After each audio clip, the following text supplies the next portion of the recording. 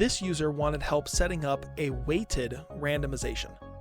In other words, they wanted to select one of these species randomly according to a specific set of weights like this. Let's take a look how we can do that. Now, the users didn't actually provide their own spreadsheet, but they provided enough details to really know what they wanted here. Basically, they have a character creation sheet, and they want to randomly select the species. Here's the 6 options of species provided. Now, if all they wanted to do was randomly select a species, that's really easy. We use the index function, we reference that entire range, and for the row to select, we use the RANDBETWEEN function and just pick a number between 1 and however many elements there are, in this case, 6. That's it. Ta-da! Works great. But that's not what they actually wanted. What they want is to pick Orc 7% of the time, Dragonborn 9% of the time, Elf 13, Half Elf 16, Half Orc 23, and Human 32. So they want it more likely that they will get Human than Half Orc all the way down, right? So we need to build some weights into this random selection, and just the random selection by itself isn't going to be enough.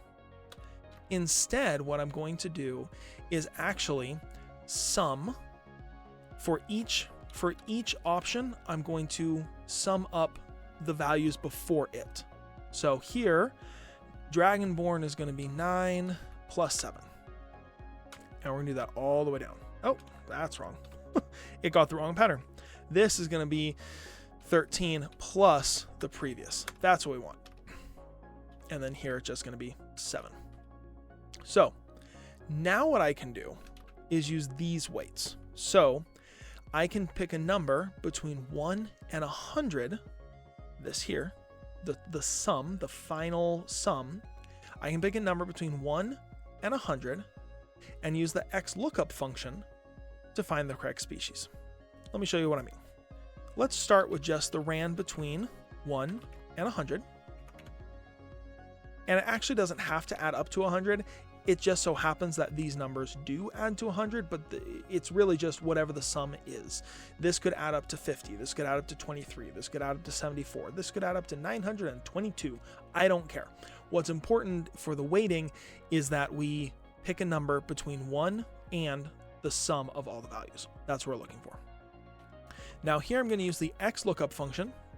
My search key is going to be that random number.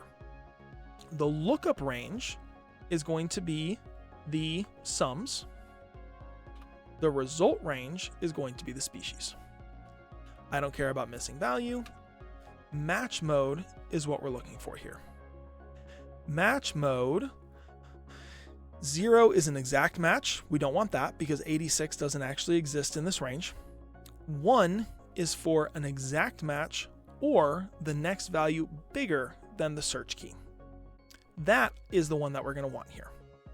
So if I type a 1, then 86 brings back human. Because if anything is bigger than 68, it returns human. If it returns between 1 and 7, it's going to return orc. 8 and 16 is dragonborn. 17 and 29 is elf, all the way up, right? So that's what selecting using the 1 here on the XLOOKUP does.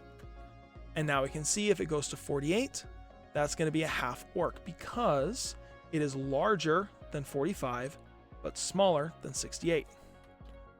47 is the same, 63 is still the same, 87 brings us back to human, 6 gets us to orc. Okay, and you can see that each time that random number changes, the XLOOKUP output changes. So now that I've proven that this works, let's do this in a single formula. I put my XLOOKUP here where we actually want the species, and instead of having this separate RANDBETWEEN, I'm actually going to put that into the search key. Remember that when you're putting functions inside of functions, you don't use another equal sign. Equal sign starts the entire formula. I don't put an equal sign here before the RANDBETWEEN. Okay, so XLOOKUP, the search key, is the output of the RANDBETWEEN function. We're going to look here in the sum. We're going to return the species, and importantly, we're using match mode 1 so that it properly returns based on how we have this this weighted setup. I can now delete these. And now I'm literally just hitting the delete key. I don't know why, but that counts as an edit even when there's nothing in the cell. So that's helping me just refresh. Okay. And if we were to plot out as we go through this, we would see that orc is showing up 7% of the time, elf is showing up 13% of the time, half elf is showing up 16% of the time, etc.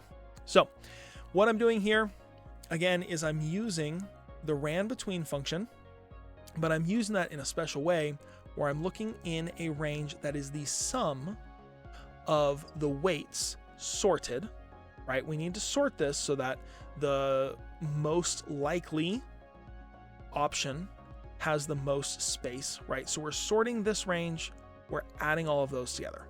Now that I have this range here, I can actually go ahead and override this one, except that those are, of course, formulas. So let's get rid of that. And if I really want this to look like it did on the preview, I'm going to put that here. Species, weight, and put some alternating colors. Not really important, but hey, at least then it looks like it did at the beginning. So I think this is a really, really cool formula that lets us choose random values based on a weight. Oh, it didn't move this. That's silly. B5 through B10. All right. I think this is a really cool setup that allows us to randomly select something according to a user specified weight. I hope this helped.